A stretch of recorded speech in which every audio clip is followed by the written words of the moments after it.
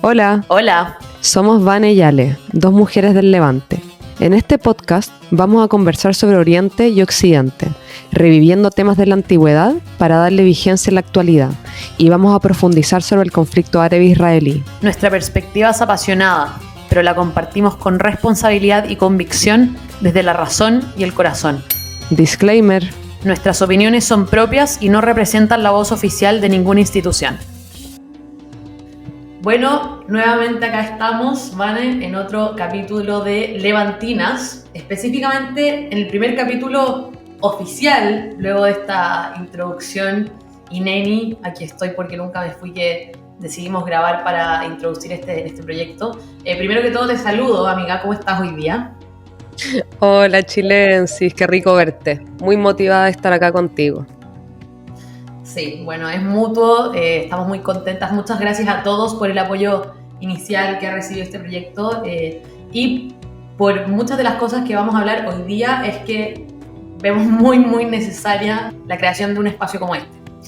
Así que bueno, sin mayor preámbulo, arranquemos. Hoy día vamos a hablar de algo que en realidad es el paraguas de lo que serán gran parte de nuestras conversaciones a futuro, que es el sionismo.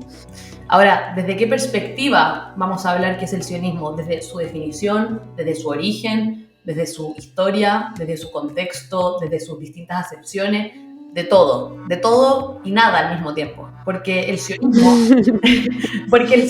es ese todo y nada al mismo tiempo. Es imposible de etiquetar, es imposible de categorizar, es imposible de definir. Para entender sionismo hay que entenderlo todo. Y para entenderlo todo hay que repasar por todo. Y vamos a hacer un esfuerzo extraordinario para poder cumplir ese objetivo hoy día. Sin perjuicio de que en muchos otros capítulos vamos a tener que volver a tocar este tema, ¿cierto? Pero bueno, quisimos que este capítulo sea el primero porque con la Vane siempre decimos esto desde un judío: deja que nosotros nos presentemos en vez de que tú nos expliques quiénes somos. Es por eso que quisimos partir con esto y queremos comenzar desde el origen más remoto posible del sionismo. Porque cuando hablamos de sionismo, esto es algo que nosotras siempre nos vemos en dificultades cuando hablamos de esto en redes sociales, que al parecer para el mundo occidental per se el sionismo habría comenzado recién en el siglo XX, ¿ya? Cuando en realidad el sionismo es algo mucho más antiguo e incluso ancestral. Y para partir dando el pie a esto, quiero recordar algo muy impresionante: que el primer movimiento sionista, que se llamaba Retorno a Sion, partió cuando los judíos fueron expulsados por primera vez hacia Babilonia, ¿ya?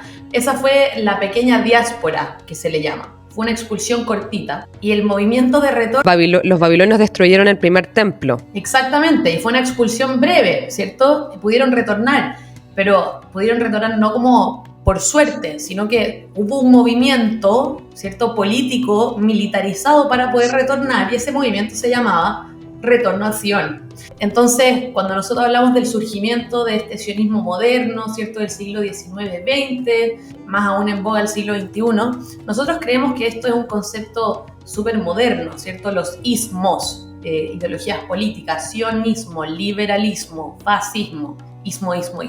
Cuando el sionismo en realidad es muy antiguo.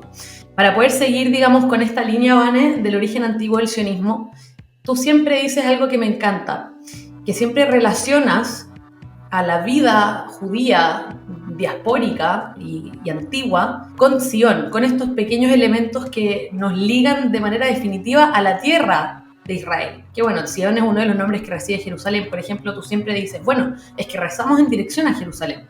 Y bueno, es que el calendario judío se rige según las estaciones de la tierra de Sion. Entonces, si es que vamos a hablar de sionismo moderno en términos intelectualmente honestos, tenemos que dar ese pie. Tenemos que dar ese pie antiguo, ancestral, y tenemos que admitir, todos los que están escuchando acá, todos que pueden llegar a debatir con nosotros en el futuro, tenemos que partir de la base que la palabra Sion es una palabra antigua, es una palabra judía. Es uno de los nombres que recibe la capital de la monarquía judía, Jerusalén, ¿ya? Y el sionismo moderno estaría inspirado en esta base que ya estaba bastante asentada en nuestra cultura y en nuestra cosmovisión, que es el estar, el existir, el persistir, el habitar la tierra de Sion. Entonces, haciendo ahora un viaje, Vane, al siglo XX, XIX, XXI, para después poder hacer el flashback de vuelta a la antigüedad. ¿Cómo surge, Vane, este renacimiento de este concepto que en realidad es tan antiguo, como venía diciendo? Gracias por esta intro, Ale. La verdad me diste un dato que yo no sabía lo del primer movimiento, acción, cuando fuimos expulsados por los babilonios. Pero yendo un poco más a la base, hay muchos conceptos que de hecho estaba hablando con una persona que me dijo que no entendía varios de los conceptos de los que hablábamos. Entonces primero tenemos que entender que el judío no es solo una religión. Por eso existe un judío ateo, por eso un judío puede no creer en Dios y seguir siendo judío. El judío es un pueblo y como pueblo está intrínsecamente ligado a la tierra, como muchos otros pueblos indígenas que tienen una relación particular, indisoluble con la tierra y que se relacionan de distinta manera con la tierra y que forman toda su cosmovisión alrededor de la tierra. Los maorís, los mapuches, los tibetanos, por ejemplo, y ojo, los palestinos también. Hoy estaba teniendo una conversación con una mujer palestina que me contactó por Instagram y me dijo que ella estaba casada, que su marido no es palestino y que el marido no entendía por qué a ella le dolía tanto lo que estaba pasando en Medio Oriente. Y le digo, te entiendo, porque la gente no entiende muy bien lo que significa pertenecer a un pueblo y lo que significa ser familia de esas personas que, si bien las conocemos o no conocemos, estamos de alguna manera ligadas por un colectivo común, porque tenemos una memoria colectiva, porque tenemos una historia. Y ese es el judaísmo como pueblo, y el judío siempre basó su cosmovisión en esta relación con la tierra de Sion, que es el nombre antiguo que se le da a la capital de Jerusalén. Entonces, como la Ale muy bien dijo, este es un concepto muy antiguo, bíblico, y por eso los judíos, por ejemplo, si uno examina todos los ritos del judaísmo, cuando nos casamos y destruimos la copa, ¿qué quiere decir, Ale? La destrucción del templo.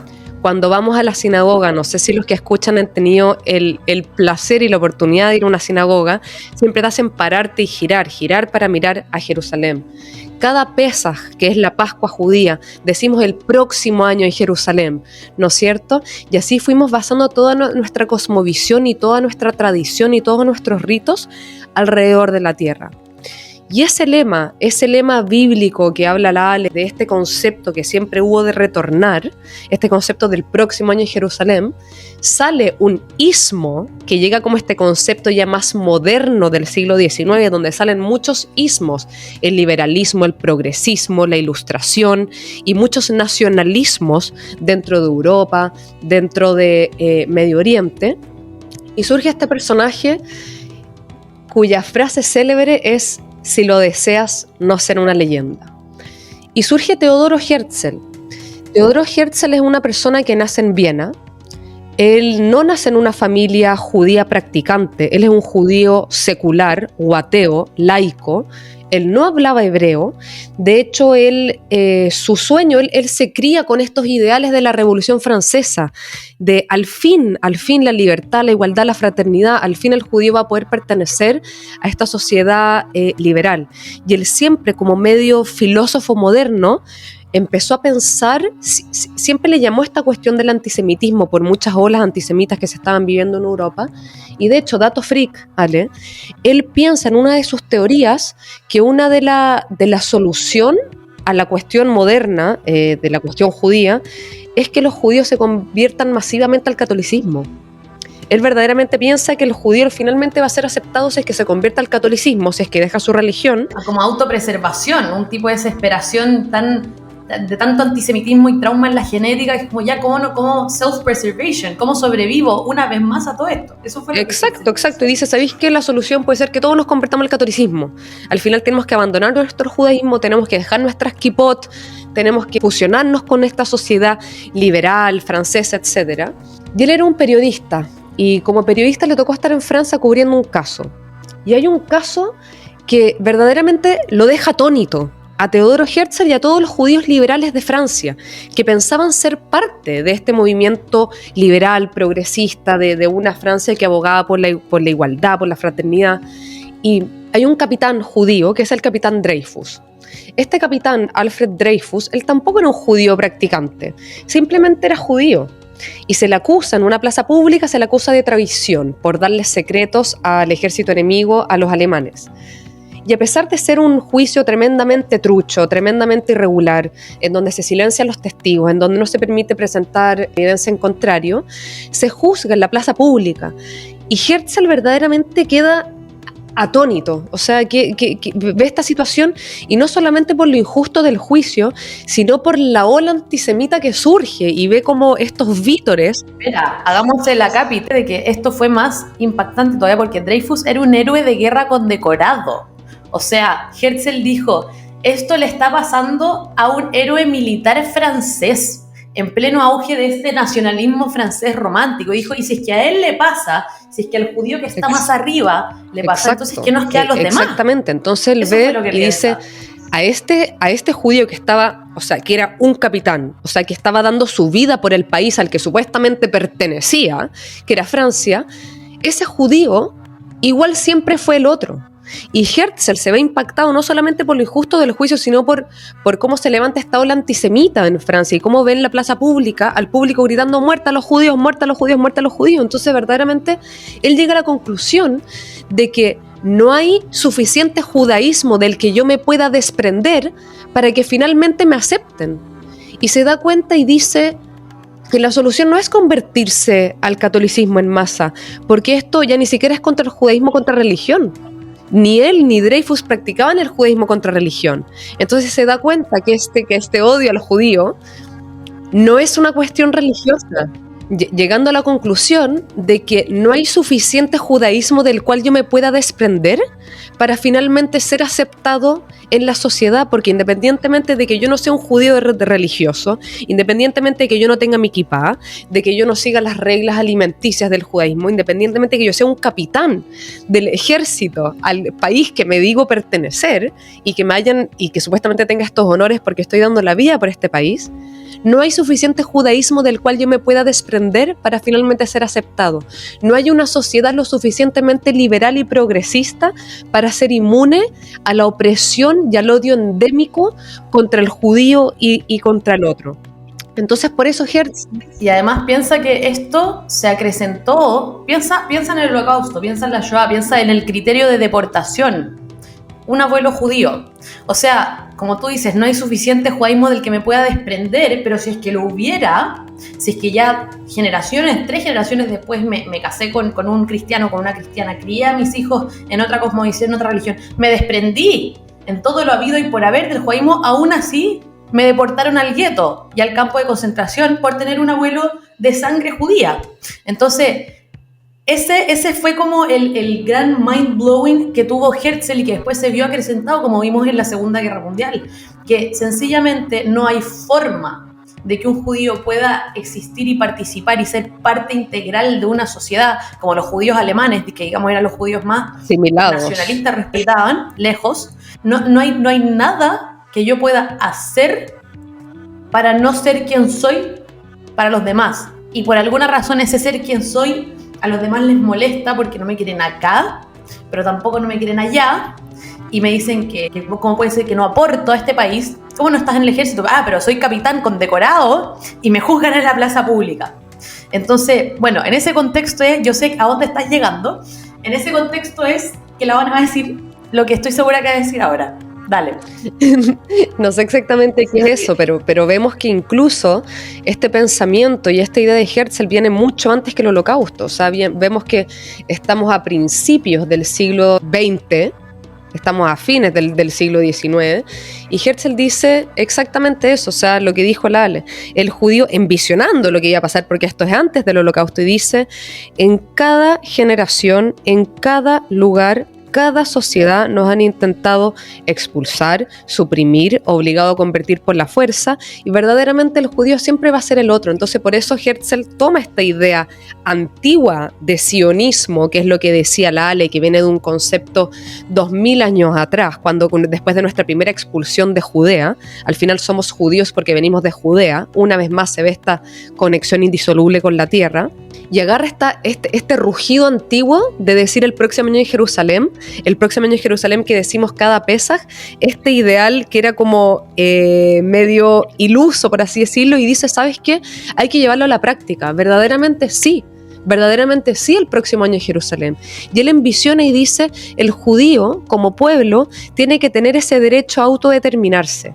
Y autodeterminarse, estaba hablando con una persona que me dijo que no entendía muy bien lo que era esa palabra, pero al final la autodeterminación es ser un sujeto activo de tu destino, poder decidir por ti mismo y no estar sujeto al mandato de alguna otra nación o poder extranjero, porque se ha visto, y la historia la ha demostrado, desde los egipcios, desde la Edad Media en Europa, desde la Europa más progresista y liberal después de la Revolución Francesa, en todos los países árabes de Medio Oriente, que nunca el judío ha podido participar en igualdad de condiciones, o sea, en el mejor de los casos ha sido un dhimmi, que es un ciudadano de segunda categoría considerado para los países árabes.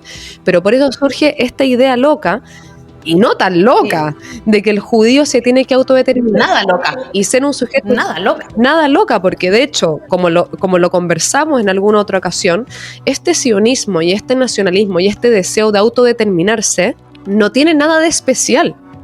No tiene nada de especial. Exactamente.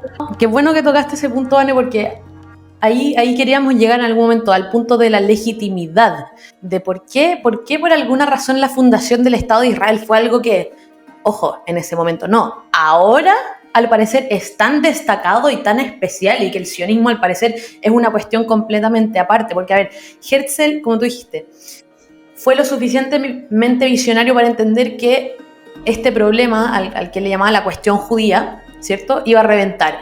Pues reventó, ¿ya? Llegamos a la Segunda Guerra Mundial, llega el Holocausto, ¿ya? Se exterminan a 6 millones de judíos, no solamente en Europa, sino que generalmente uno no recuerda los exterminios en África y en Medio Oriente respecto de los aliados nazis. Se exterminan a 6 millones de judíos. ¿Y qué pasa? Después de esto, luego de volvemos a tener este ciclo de trauma en donde nos persiguen, nos exterminan y después nos ponemos a pensar ahora qué hacemos. Ahora esa conclusión de la hora que hacemos fue, bueno, es que sería tiempo de seguir este ideal de Herzl, sin siquiera citar ideológicamente a Herzl. Es algo que sencillamente hizo mucho sentido. Entonces, ¿qué pasa? Después de la Segunda Guerra Mundial, después de los campos de concentración, quedan muchos judíos sobrevivientes, apátridas, ¿ya? O que bien no pueden volver a sus países de origen, o que no quieren volver a Europa porque literalmente acaban de ser liberados de campos de exterminio, o que sencillamente no tienen las puertas abiertas en ese momento para ir a otros lugares del mundo, como, bueno, en el caso de nuestras familias que de alguna u otra forma llegaron a Chile. Entonces, llegan estos sobrevivientes del Holocausto, o digamos, personas que en algún momento de su diáspora habían vivido alguna especie de pogrom hace poco, y dicen, bueno, entonces esto es lo que vamos a hacer. Queremos retornar, pero para poder retornar y para poder, como tú dijiste, hacernos sujetos activos de nuestro destino, de nuestra suerte, finalmente, ¿qué vamos a hacer con el poder imperial que en este momento está en esta zona, que era el Imperio Británico? Entonces, para poder entender un poco geopolíticamente cómo estaba el asunto, después de la Primera Guerra Mundial, ¿ya?, ganan Gran Bretaña, Francia, son los grandes vencedores de la Primera Guerra. Se dividen básicamente el Medio Oriente como quieren, ¿cierto? Porque le ganan a los turcos otomanos, que era el imperio que estaba en Medio Oriente en ese momento. Entonces, se lo dividen como quieren. Básicamente, los ministros de Relaciones Exteriores, Sykes y Picot, dicen, para ti para acá, para mí para allá. Resulta que Israel, el actual Israel y territorios palestinos, lo que conocemos como el mandato británico de Palestina, que se le sumaba la actual Jordania, queda para Gran Bretaña. Agarran este territorio que era de los turcos otomanos, estamos hablando del Medio Oriente prácticamente en su 100%, y se lo dividen, ¿ya? Surge un acuerdo entre los ministros de Relaciones Exteriores de ambos países, el ministro Sykes y el ministro Picot, que es lo que hoy día conocemos como el acuerdo de Sykes y Picot. Francia y Gran Bretaña se dividen en Medio Oriente, ¿ya? Países, por ejemplo, como Líbano, quedan para Francia, y en el caso que a nosotros nos interesa hablar, para Gran Bretaña, Siria, Jordania, Marruecos. Sí. Recordemos que por eso hay países, por ejemplo, en Medio Oriente o en África o en India que hablan inglés o que hablan francés. Exactamente. Y que se habla holandés. O sea, estamos hablando de producto de colonizaciones. Exactamente. Y cuando estamos hablando de esta tierra en específico, de la actual tierra de Israel y los territorios palestinos, estamos hablando de una tierra que está en colonización hace 2000 años. Estamos hablando de una tierra que o sea, que hasta 1948, que se fundó Israel, durante 2000 años, no existió un Estado soberano propio con soberanía 100% local. Entonces estamos hablando de una tierra muy dejada también por la colonización, y este caso, el caso post Primera Guerra Mundial, no fue la excepción. Sencillamente cambiamos de poder, nos fuimos de los turcos a los británicos. Entonces, en este acuerdo, Sykes-Picot, los británicos se quedan con esta parte del territorio llamada Mandato Británico de Palestina, que incluía ¿qué? Aquí está el error, el tema del mapa, que no solamente incluía el actual territorio de Israel, Gaza y Cisjordania, sino que también incluía Jordania completo. Todo eso era Palestina, todo eso era el Mandato Británico de Palestina. Entonces, volvemos.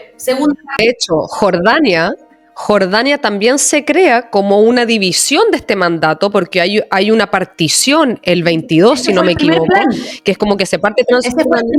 Ese fue el primer plan. Y se crea Jordania como país que se independiza del mandato británico también, al igual que muchos países de la zona que se independizan del mandato británico. Exacto, si la resolución 181, o sea, el plan de partición de un Estado judío y uno árabe del 47, ese fue el segundo plan de partición, como tú bien dijiste, el segundo, ya se había partido, digamos, el mandato británico de Palestina. Bueno, entonces en este contexto estaban los británicos. Termina la Segunda Guerra Mundial. Se crea este organismo internacional paraguas, ¿cierto?, de todas estas naciones indígenas del mundo que por digamos, centenios habían sido oprimidas, colonizadas, están por descolonizar, dicen. Este organismo internacional que hoy día es altamente cuestionable en cuanto a sus opiniones políticas. Pero en ese momento lo dice, ok, vamos a estar con ellos, queremos ayudarlos a descolonizarse porque la dicotomía y el mundo está cambiando. Estas grandes potencias imperialistas ya no tienen su sentido de ser, porque ya el imperialismo clásico del siglo XVIII, XIX y XX ya no tenía sentido en este contexto post-Segunda Guerra Mundial, en un mundo tan dañado y tan fragmentado. Entonces, claro, y el precio de la ocupación era más caro, o sea, mantener a soldados británicos y franceses en Medio Oriente, peleando con milicias locales que querían expulsar a estas fuerzas colonizadoras, se le hizo más caro el precio de la ocupación, entonces tuvieron que salir. Gran Bretaña no fue la excepción, o sea, a ver, los judíos y los árabes de la zona se encargaron de hacérsela bien complicado a los británicos, bastante complicado, y los británicos la verdad es que ya no tenían mucho las intenciones de seguir ahí. Entonces, ¿qué pasa? Varios hechos en específico que después los vamos a ir profundizando, pero entre ellos uno bien importante que fue la Declaración Balfour, que hay quienes dicen que en realidad esto fue el elemento fundacional. No estoy para nada de acuerdo, yo creo que tú tampoco. De ahí, digamos, te voy a tirar la pelota para que puedas desmantelar ese tema. Muchos dicen, Ale, que nuestra legitimidad viene dada porque los británicos nos dieron el Estado. A ver, los británicos no nos dieron el Estado. De hecho, si uno analiza todas las acciones del mandato británico en la primera mitad del siglo XX, fueron muy ambivalentes. Porque por un lado le promete a los judíos, y dice la Declaración Balfour, miramos con ojos favorables el establecimiento de un hogar nacional judío. Pero por otro lado, también le empieza a hacer cariñito a los árabes. Y como siempre, poderes imperialistas y colonialistas dejan la cagada cuando meten sus narices en donde no les corresponde. Entonces empiezan a hacer cariñito para acá, cariñito para acá. Mientras le decían a los judíos que miraban con ojos favorables el establecimiento de un hogar nacional, empezaron a restringir la inmigración judía a la zona, incluso a los judíos saliendo del Holocausto. Por eso vemos, o sea, cuántos judíos saliendo del Holocausto no pudieron entrar a la tierra porque la inmigración estaba restringida por esta política de los papeles blancos de los británicos. Entonces, los intereses de los británicos fueron sus propios intereses. Al igual que Estados Unidos hoy en la guerra, o sea, nadie aquí es altruista. Siempre los países, especialmente las colonias y poderes imperiales, van a velar por sus propios intereses. Entonces los intereses... Querían dejar la casa lo más ordenada posible. Sí, ese fue su objetivo. Y siempre lo que hacen es divide and conquer. Y acá me gustaría resaltar, Ale, que el ministro de Relaciones Exteriores de Gran Bretaña, antes del 48, antes de la independencia del Estado de Israel, allá antes de todos los temas que hoy en día están en boga, de los asentamientos, de la capital con Jerusalén del Este, de los refugiados, antes de todo esto, él viene de vuelta y le dice, va al Chamber en Gran Bretaña y le dice a su Majesty, le dice, Your Majesty, nos vemos acá en Palestina con un problema irreconciliable, dice. ¿Cuál es ese problema irreconciliable? Dice, acá tenemos dos peoples, tenemos dos pueblos. Ella reconoce que son dos pueblos, no son religión. Los palestinos tampoco son una religión. De hecho, por eso hay árabes que pueden ser cristianos o árabes que pueden ser musulmanes. Dice, acá hay dos pueblos. Por un lado, los judíos tienen como prioridad número 1 autodeterminarse. Y por otro lado, los árabes, que hoy en día se les llama palestinos, pero ahí eran árabes, porque los judíos también eran palestinos, los árabes, su prioridad número 1 no es independizarse, es que los judíos no se autodeterminan. Exactamente. Entonces, por eso, cada vez que ha habido un acuerdo de paz, cada vez que ha habido una oportunidad, cada líder judío de derecha, de izquierda, de centro, de arriba, de abajo, del medio, va a decir sí. Porque la prioridad número 1 del judío siempre ha sido autodeterminarse por todas las razones que ya vimos antes, porque como nunca hemos podido pertenecer a ninguna otra nación y como somos un pueblo tenemos derecho a autodeterminarnos. Y por eso siempre el judío siempre ha votado que sí. Y las top priorities de alguien te dice mucho de quiénes son. Y por eso cada vez que los árabes, hoy en día los palestinos, han tenido oportunidad de firmar la paz y de autodeterminarse y de ganar ellos también su independencia y construir, han dicho que no, una y otra vez, porque su prioridad no es autodeterminarse y no es construir un país. Su prioridad, como lo dicen abiertamente, es destruir y impedir que el judío se autodetermine. Por eso cada dólar que entra a la zona, por eso cada onza de recurso humanitario, por eso cada centímetro cúbico de gasolina y de energía es usada para aterrorizar, para construir y para enriquecer a sus líderes corruptos. El problema es que desde Occidente, no sé si tú conoces este concepto, Ale, que se llama mansplaining. Mansplaining es cuando una mujer dice algo súper lógico y coherente, pero el hombre dice, no, lo que quiso decir es, a pesar de que la mujer lo dijo súper... Ya sé para dónde va con esta explicación. El hombre trata de explicar lo que dijo la mujer de manera perfecta. Y hay un concepto que es el Westsplaining, que desde Occidente pensamos que en Oriente al parecer son tan bárbaros que en verdad no quieren decir lo que verdaderamente quieren decir. Entonces tenemos a un grupo genocida, sádico, con pretensiones, verdaderamente sádico, Islamo-nazi, básicamente. Que dicen abiertamente en todas sus declaraciones, en sus cartas fundacionales, en su misma constitución y en sus gritos, queremos exterminar a los judíos y a los infieles de la faz de la tierra. Lo dicen abiertamente, pero desde Occidente decimos, no, lo que quieren decir no es eso. Lo que quieren decir es que es la liberación, es la opresión. No, si ellos dicen, queremos matar a todos los infieles de la faz de la tierra, pero desde Occidente decimos no. Y por otro lado, Israel dice, no los queremos matar. Por favor, Señor, no los queremos matar. Evacúen a los civiles, saquen los objetivos militares de los civiles, pero desde Occidente entendemos genocidio. Exacto. Entonces, sí, es absurdo. Y Vane, qué impresionante, porque esto antes no era así, era como que se invirtió la narrativa.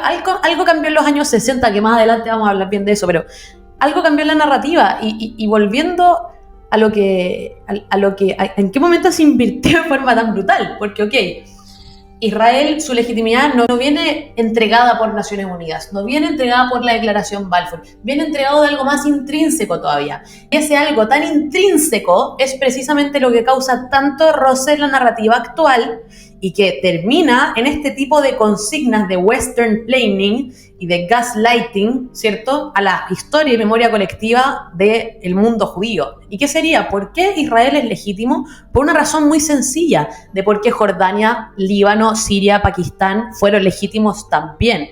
Porque nos encontrábamos dentro de un movimiento mundial, de movimientos de descolonización y de liberación. Es por eso que estábamos hablando del mandato británico.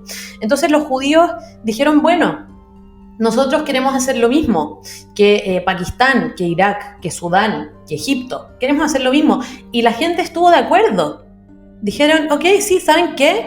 Sí, deberían hacer lo mismo. ¿Y cómo se llamó ese movimiento de liberación nacional judía? Sionismo. Entonces, ¿qué pasa? Claro, cuando los judíos... pero no tienen nada de... Que no tuvo nada especial.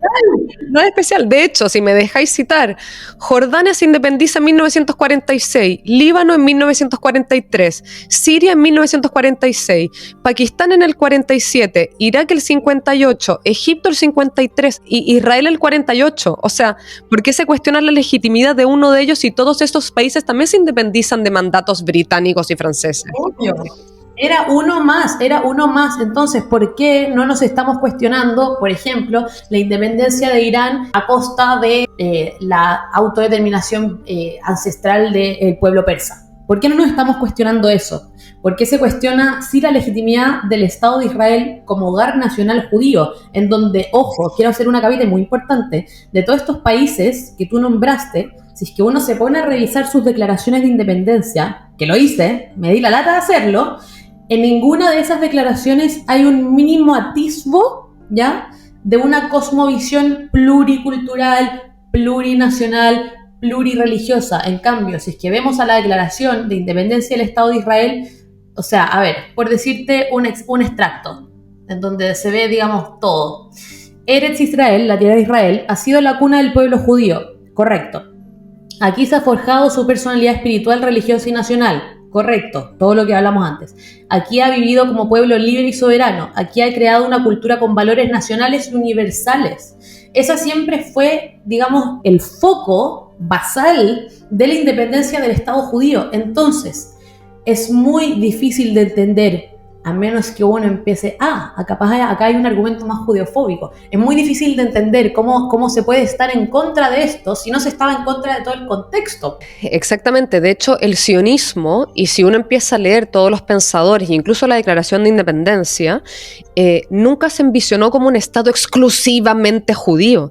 Se envisionó porque Herzl venía de estos ideales de la Revolución Francesa, siempre envisionó un Estado en donde pudieran convivir distintas culturas, distintas religiones. Se le extiende la mano a los árabes que estaban en la zona para construir este país en conjunto. Y de hecho, los árabes que se quedan dentro de Israel son hasta el día de hoy árabes con plenos derechos y obligaciones dentro de Israel, son árabes israelíes, son árabes que son presidentes de la Corte Suprema. O sea, un árabe presidente de la Corte Suprema que metió preso a un primer ministro israelí. Participan en deporte, participan en todas las áreas de la sociedad civil y cultural. Entonces, esa visión del sionismo nunca envisionó un Estado 100% judío. Es un Estado que buscó ser judío para tener un hogar nacional judío, pero que no se le diferencia, o sea, se diferencia bastante, pero ¿por qué nadie cuestiona los más de 50 estados musulmanes que hay? Entonces la legitimidad del Estado de Israel no viene dada porque nos lo dieron los británicos, porque los británicos no nos los dieron. Tampoco lo dio la ONU, porque si la ONU hubiera votado que no reconocía el Estado de Israel, me cago, nos hubiéramos autodeterminado igual. La ONU viene a reconocer una situación que ya existía de facto. Piensen ustedes que en menos de 24 horas después que el Estado de Israel declara su independencia, es atacado por 5 países árabes que bordean a Israel. Y Israel gana. O sea, piensen que esto no es un Estado artificial que nació de la noche a la mañana porque la ONU aprobó. Esto es un Estado que ya existía, con una organización gubernamental, con cultura, con banco, y que de hecho todas esas instituciones tenían el nombre de Palestina. Si uno mira el Banco de Palestina, es hoy en día el Banc Leumi. Si uno mira el equipo de fútbol de Palestina, ese equipo de fútbol tenía una estrella de Maguen David porque las personas que vivían en Palestina eran palestinos, dentro de ellos judíos. Y la connotación de palestino, especialmente a principios del siglo XX, hace mucha más alusión a los judíos que vivían en Palestina. Todas las instituciones, 1000%. Golda Meir, que nace en Palestina, tiene un pasaporte y dice yo soy Palestina, por supuesto. Palestinos eran aquellos habitantes de Palestina, que es el nombre de la zona que tiene desde el año 0 por los romanos. Las personas que vivían en Palestina eran los palestinos, judíos, cristianos, árabes. No es sino mucho más adelante que los árabes que quedan en Palestina se identifican nacionalmente como palestinos, porque no forman parte del Estado de Israel. Pero al final, para cerrar un poco, el Estado de Israel y el sionismo, como dijo Lale, es un movimiento más dentro de estos sismos, y la legitimidad del Estado de Israel no viene dada ni porque los británicos no dieron el Estado, ni por la ONU, porque si la ONU lo hubiera rechazado, me cago. Tampoco viene dada porque muchos dicen como, Israel es la única democracia en Medio Oriente. Bacán, pero ¿Por qué nadie cuestiona Jordania, que es una monarquía, o sistemas de gobierno a lo menos dudosos en Venezuela, en Corea del Norte? Nadie está cuestionando el derecho de existir de esos países porque tienen una determinada forma de gobierno. El Estado de Israel y el sionismo tienen legitimidad porque vienen a avalar ese derecho del judío a autodeterminarse. Y el judío como pueblo tiene derecho a autodeterminarse igual que otros pueblos. Y ojo, igual que el pueblo palestino. Igual que el pueblo palestino. Y por eso yo digo que yo soy una sionista pro-palestina, porque creo no solo en la autodeterminación del pueblo palestino, sino que en su plena realización ética, física, material y espiritual, que solo va a ser posible cuando abandonen como prioridad número 1 el destruir al judío, y cuando dejen de utilizar todos sus recursos, dinero, ayuda humanitaria, energía, en tratar de destruir al otro y construir. Ahí es cuando vamos a poder avanzar. Mira, escucha lo que te voy a decir. Tú dices que eres una sionista pro-palestina. Yo ni siquiera tengo que agregar el acápite de pro-palestina. ¿Por qué? Porque yo te voy a decir qué es lo que se dice en nombre del sionismo cuando se fundó el Estado de Israel. Yo si es que me digo que soy sionista, yo ni siquiera tengo que hacer esa aclaración, porque la declaración de independencia, cito, la declaración de independencia del Estado de Israel. Esto es lo que se ha hecho, señores, en nombre del sionismo. Extendemos nuestra mano a todos los vecinos y a sus pueblos en una oferta de paz y buena vecindad. Y los exhortamos a establecer vínculos de cooperación y ayuda mutua con el pueblo judío soberano asentado en su tierra. El Estado de Israel está dispuesto a realizar su parte en el esfuerzo común por el progreso de todo Oriente Medio. Esto es lo que se ha hecho en nombre del sionismo. Entonces, qué lamentable. Eso es el sionismo. Exacto. Eso es el sionismo. Qué lamentable que la Banet se sienta en la necesidad de poner el apellido, ¿cierto? Soy una sionista pro-palestina. Eso es lo lamentable, porque ni siquiera debiese estar esa necesidad de ponerle un apellido a ser sionista. Hoy en día el ser sionista, y desde la misma fundación del Estado de Israel, no podía no incluir, digamos, un derecho a existir y autodeterminarse para los árabes que vivían dentro del mandato también. Entonces, entonces, ¿a qué nos lleva todo esto? Que en realidad será un problema político, de opiniones geopolíticas, de visiones históricas, de opiniones historiográficas, o será un problema con la autodeterminación del Estado judío. O sea, tú algo... Y ese es el problema, Ale. ¿Y por qué? ¿Por qué precisamente ser antisionista sí es ser antisemita? Porque vemos hoy en día que mucha gente dice, no, yo no soy antisemita, no tengo un problema con los judíos, soy antisionista.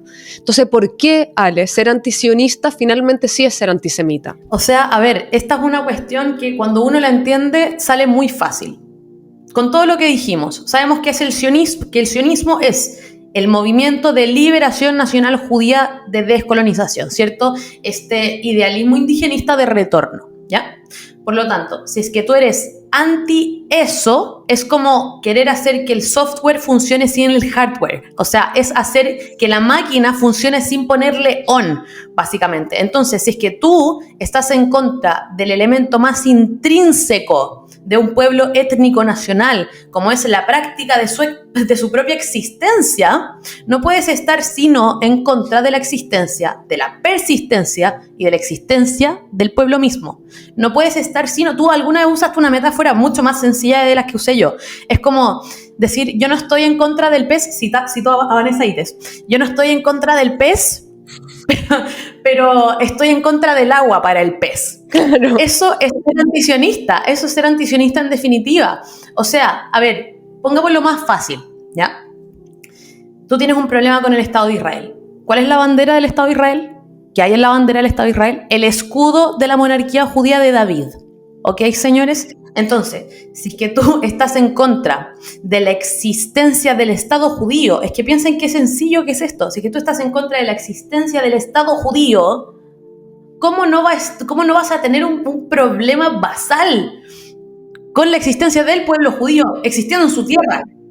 Yo creo que ese es el problema. Mucha gente tiene una concepción errada de lo que es el sionismo, y por eso creo que este capítulo es tan importante. Por eso a los que nos están escuchando, pedimos que por favor abran su mente y escuchen lo que dos mujeres judías y sionistas tienen que decir sobre qué es el sionismo. Porque uno no deja, por ejemplo, la persona negra no va a dejar que un racista defina lo que es el racismo. Una mujer no tiene que definir que el hombre define lo que es el feminismo. Y por eso les pedimos a ustedes que escuchen lo que dos mujeres judías tienen para decir sobre qué es el sionismo. Entonces quizás tú tenías una concepción muy errada de lo que es el sionismo y por eso te considerabas antisionista. Pero ahora que esperamos que te lo hayamos aclarado un poco y que te decimos que el sionismo es el derecho de autodeterminación del pueblo judío, ese movimiento de liberación del pueblo judío, si tú te consideras antisionista no puedes sino estar en contra de ese mismo pueblo. Es como que si es que yo estoy embarazada, yo puedo discutir con mi pareja si es que queremos tener o no ese hijo, ¿no es cierto? En sociedades donde se permite el aborto, por ejemplo, yo puedo decir si quiero tener o no ese hijo. Pero si ese hijo tiene ya 80 años, como el Estado de Israel, ¿no creen un poco que pasó la vieja para seguir cuestionando la legitimidad del Estado? Especialmente si cuántos otros estados se fundaron de la misma forma. Entonces veo muchos comentarios en Twitter que dice el Estado inventado artificial de Israel. Es como, ok, si tú piensas que todos los estados son artificiales y son creaciones artificiales y que todos deberíamos vivir en un gran kumbaya sin frontera, te banco. Como eso en verdad... En la Pangea. Eso es verdad, te haría antisionista como de la misma manera te haría antinacionalista de cualquier otro. Y ahí tu criterio no sería discriminatorio. Pero si tu criterio se basa en solamente deslegitimar la existencia del Estado judío, porque ojo, si tú criticas las políticas del Estado de Israel, eso no te hace antisionista y tampoco te hace antisemita. Felicitaciones, no eres antisionista si estás en contra del gobierno. De hecho, las personas que más critican su gobierno siempre son los nacionales. Los chilenos somos los que más criticamos Chile. Los israelíes son los que más critican a Israel. 6 meses de protesta llevaban. Los franceses son los que más van a criticar a Francia. Los mayores detractores del gobierno van a estar dentro de ese gobierno. Y esas personas no son antisionistas. Yo puedo perfectamente criticar políticas específicas del gobierno, puedo criticar 1001 cosas y abiertamente lo vamos a hacer con la Ale también, porque creemos que hay mucho por mejorar, porque un Estado perfecto no es, pero no porque yo critique Chile voy a ser antichilena ni porque critique Israel voy a ser antisionista.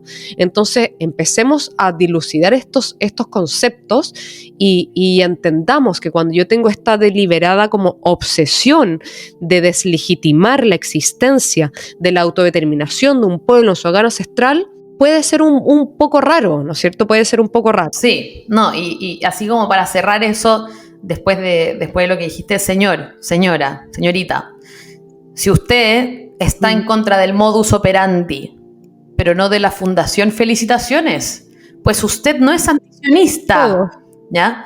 En cambio, si es que usted está en contra del basal, es decir, que los judíos se autodeterminen, que existan y que tengan derecho a retornar a su hogar ancestral del que, fuimos desplazados forzosamente hace 2000 años por nuestros conquistadores, ¿cierto? Que no solamente fueron los nuestros, sino que también fueron los conquistadores de Yazidi, kursos, persas y otros.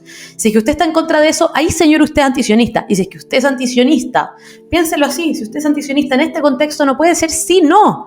Antisemita o judeófobo, ya, para que no me linchen por seguir usando la palabra semita, porque semita, ya, judeófobo.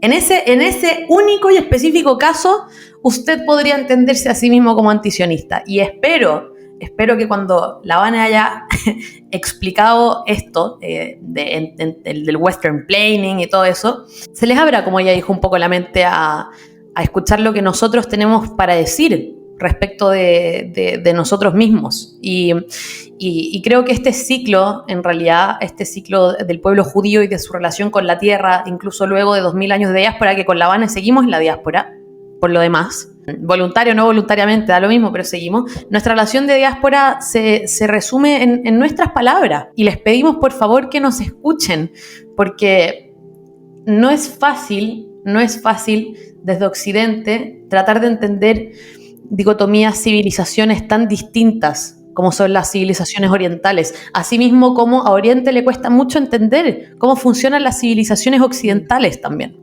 Entonces, como decimos en este podcast, que hablamos desde Occidente, para hablar de Oriente, eso es exactamente lo que estamos haciendo y que estamos invitándolos, digamos, a comulgar con esta conversación. Me encantó lo que dijiste. Creo que mucha de esta como errada concepción de varios conceptos de lo que es el judío, incluso también entender al palestino y también sus luchas y también sus desafíos, viene porque desde Occidente no entendemos muy bien ni los desafíos ni el pensamiento de Oriente. Y un poco la idea de este podcast es desde nuestra perspectiva al menos ir dilucidando.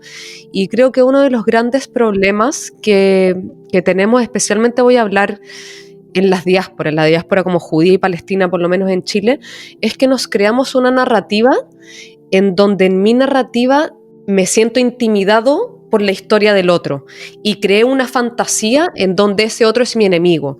Entonces en mi narrativa sigo tratando de pelear esa fantasía que yo creé del otro que es mi enemigo. Y como yo estoy peleando una fantasía, nunca va a funcionar. Y por eso, como dijo la Ale, ni siquiera tengo que decir que soy sionista pro-palestino, porque el sionismo, desde su fundación, desde sus primeros ideólogos, desde las primeras personas que filosofaron y idearon este Estado, hasta la declaración misma, si uno lee la declaración del Estado de Israel, siempre incluyó al árabe dentro de esta sociedad, siempre envisionó construir con el árabe. Entonces el mensaje es ese, que desde Occidente tomemos la responsabilidad de hacernos cargo, uno, de consignas que no entendemos, y dos, que tomemos esta oportunidad para construir y para verdaderamente aportar no solo a la sociedad que tenemos, sino que aquella que queremos crear. ¿Cuál es la sociedad que queremos crear? Yo, como decía, estaba conversando con una mujer palestina que me escribió por Instagram, y creo que lo que está pasando hoy en día es algo muy fuerte tanto para Palestina e Israel y muy fuerte para comunidades fuera de Palestina e Israel que sean judías y palestinas, por ejemplo en Chile. Creo que esto es algo que ni nuestra generación ni la de nuestros padres había vivido, y creo que se requiere mucho coraje, valentía para poder rearmar relaciones y poder desde Occidente exportar un modelo que aporte a Oriente. 100%, ese es el gran desafío, salir de estos como conceptos pomposos y postmodernos que a los occidentales o a los occidentalizados como nosotras nos gusta empaparnos, ese pecho inflado occidental, que yo soy el occidental educado, que yo vengo a civilizar a las naciones de Oriente, cuando en realidad hay que desde acá empezar a entender la civilización de Oriente. Escucharlos. Exactamente, escucharnos entre nosotros, y esa dicotomía insaciable e incansable del empate agota. Con la Vane acá no estamos por seguir empatando porque no hay forma de empatar tampoco. Creemos que todos guardan sufrimiento en su propia genética, y como dijimos en INENI, en el episodio introductorio, nosotros conocemos nuestra memoria colectiva, nuestra cultura, nuestra historia. Déjennos a nosotras que les contemos, por favor. Y si ustedes están acá para escucharnos, sean muy bienvenidos siempre. Una pregunta más, Ale, porque bueno, para compartir un poco más, esto de la pregunta es algo muy judío, ¿no es cierto? De la pregunta y la pregunta de la pregunta. De hecho, hay un chiste que dice que si es que hubieran 2 judíos en una isla, habrían 3 sinagogas, porque siempre se busca cuestionar y hacerse preguntas. Entonces, ¿qué es el sionismo para ti, Ale? ¿Y cómo ves, no sé si llamarle post-sionismo, ya para seguir con estos conceptos más pomposos, pero cómo envisionas el sionismo como actual o que queda por hacer, o como explaña un poco en eso? A ver, obviamente voy a terminar mi definición con una pregunta, porque te la tengo que devolver porque no hay nada más judío que esto. Para mí el sionismo o el post-sionismo, que me gustó mucho ese término que acuñaste, el sionismo post-estado. Para mí el sionismo es resistencia.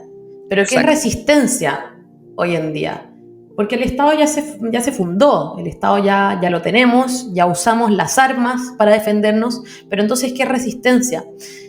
Es el sencillo hecho de vociferar con todas nuestras fuerzas para poder seguir levantando este ideal que por años nos fue extirpado a la fuerza durante nuestra colonización física y psicológica. El sionismo es resistir, el sionismo es insistir en que el pueblo judío tiene su derecho fundacional, su relación intrínseca, espiritual, con este pedazo de tierra que por 2000 años fue tan insignificante para las potencias que estuvieron ahí, que durante 2000 años fue pantano y desierto, y que estuvo dejado a su suerte, pero que por alguna razón para nosotros era la tierra que emanaba leche y miel. Resistir este pensamiento de que llegamos, volvimos, y no nos van a poder mover nuevamente, que no nos vamos a ir a ningún lado porque no tenemos tampoco a dónde más ir. Para mí ese es el sionismo, y lamentablemente en parte también es dar la cara cruda, digamos, en esta guerra mediática que uno siempre le llama, que uno se empieza a desmotivar por las consignas que se ve. Para mí ese es el sionismo posmoderno, la lucha en ese frente. Para mí Levantinas es sionismo posmoderno por definición, literalmente. Exacto. Y eso, para mí el sionismo hoy en día tiene una significación más bien más emocional, porque la parte política ya está realizada. Así que eso, para mí el sionismo es resistir, es persistir, es existir. Eso. Y para ti, Vane, ¿qué es sionismo para ti? Muy fuerte. Muy fuerte todo lo que dijiste, me encantó. De todas maneras, con lo que más me quedo de lo que dijiste hoy día, y gracias por enseñarme, y creo que esta va a ser una instancia para que las dos podamos aprender muchísimo. Gracias por enseñarme, Ale. Me encantó lo que dijiste, que ni siquiera tengo que decir que soy una sionista pro-palestina, porque el sionismo como ideal incluye ese deseo del palestino a autodeterminarse y a realizarse también. También lo que me gusta y lo que me apasiona es esta concepción de que el judío siempre ha desafiado el status quo y por eso siempre también quizás ha sido perseguido. Bueno, tampoco es que haya una razón, pero también me ha impactado mucho, porque si uno piensa, uno se puede imaginar cómo el judaísmo desafiaba al faraón. Primero con su monoteísmo, cuando los egipcios creían en miles de dioses, y el faraón que quería que los judíos trabajaran, y el judío que inventó el día del descanso. Se podría decir que es el inicio de los derechos laborales. Se podrían imaginar ustedes como los zares en Rusia perseguían a los judíos con ideales comunistas. Se pudieran imaginar ustedes cómo a la iglesia le molestaba la concepción del judío que no cree en el concepto de propiedad privada. Por eso hoy en día, incluso en el Estado de Israel, no existe una propiedad privada como la conocemos en Occidente. Es una propiedad que se va reanudando cada 49 años. Y vemos cómo el sionismo también vuelve nuevamente a desafiar esta estructura de poder, este status quo, y viene de dejar de ser ese judío pasivo del gueto con rodillas temblorosas y jorobado, y ser sujeto activo de nuestro destino, y a desafiar esa estructura de poder, y a desafiar al Imperio Británico, y tomar nuestros destinos por nuestras propias manos y dejar esta concepción pasiva de que llegue el Mesías a salvarnos y ser nosotros sujetos activos del destino. Y ese es el sionismo, es el derecho de liberación y autodeterminación del pueblo judío, es decir, aquí estamos y vamos a ser sujetos activos de nuestro destino, porque nunca más vamos a permitir que nuestro destino dependa de una nación extranjera. Y soy sionista porque, como tú dijiste, hay un post-sionismo, porque el sionismo no se termina con el establecimiento del Estado de Israel. De hecho, creo que muchos judíos fuera de la diáspora se están un poco cuestionando esto, porque tú y yo nacimos en una generación donde el Estado de Israel se daba por sentado.